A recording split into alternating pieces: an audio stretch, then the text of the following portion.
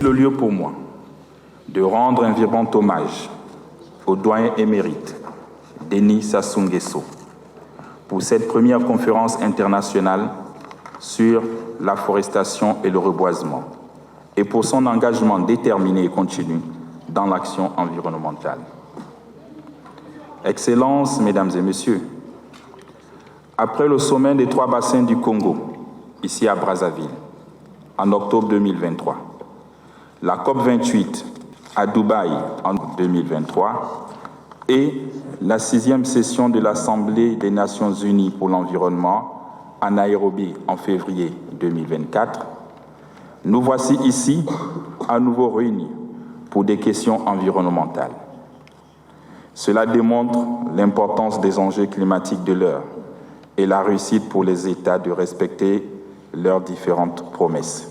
Excellences, Mesdames et Messieurs, si la déforestation est l'acte par lequel de nombreux États procèdent à la destruction de leurs forêts, la forestation et le reboisement, quant à eux, constituent les processus de reconstitution et de création de celles-ci.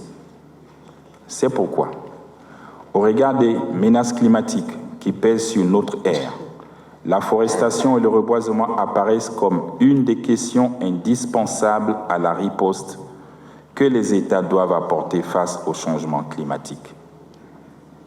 Le comportement des prédateurs égoïstes que nous avons adopté depuis la révolution industrielle nous contraint désormais à une véritable révolution verte.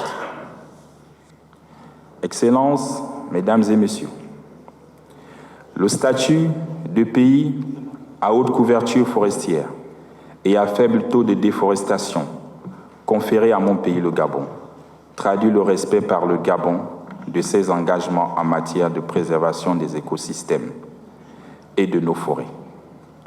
Je voudrais rappeler ici le rôle primordial que jouent les forêts du bassin du Congo dans la régulation du système climatique mondial et dans la préservation de la biodiversité. Sans nos forêts, les effets déjà visibles des dommages écologiques seraient encore plus virulents.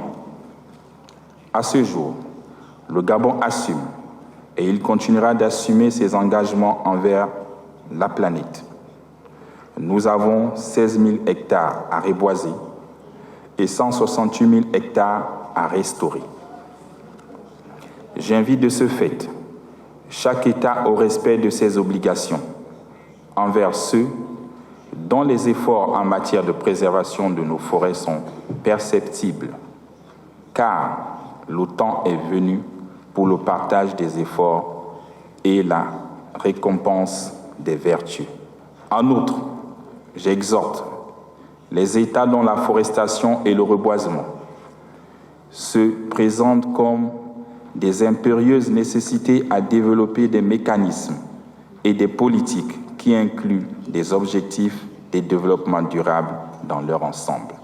Une plus grande couverture forestière de la terre ne peut que contribuer à inverser la terrible tendance actuelle du changement climatique. Excellences, Mesdames et Messieurs les chefs d'État et de gouvernement, Mesdames et Messieurs, pour clore mon propos, je voudrais encourager les États de la planète de s'engager et de mettre en place des projets ambitieux d'afforestation et de reboisement. Je soutiens et j'appuie l'initiative et la déclaration du président Denis Sassou Nguesso, afin que nous puissions léguer aux générations futures une planète verte et un environnement doté d'écosystèmes vivants. Je vous remercie.